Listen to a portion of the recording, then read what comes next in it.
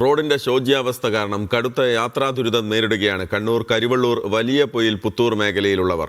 പ്രദേശത്തെ റോഡ് പൂർണ്ണമായി തകർന്നിട്ട് മാസങ്ങളായി.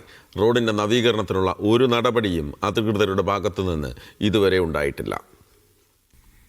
പഞ്ചായത്ത് തെരഞ്ഞെടുപ്പിന്റെ ഘട്ടത്തിലും വലിയ പൊയിൽ പുത്തൂർ റോഡിന് ശാപമോക്ഷമുണ്ടായിട്ടില്ല.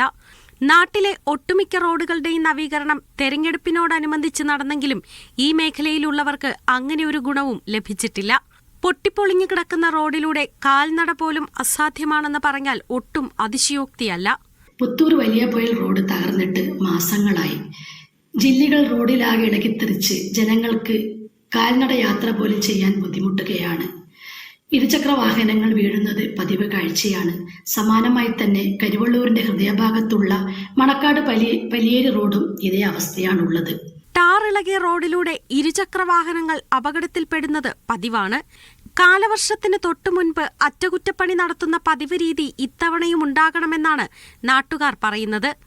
യാത്രാ ദുരിതത്തിന് ശാശ്വത പരിഹാരമുണ്ടാകണമെന്നാണ് നാട്ടുകാരുടെ ആവശ്യം. മീഡിയ 1 കണ്ണൂർ.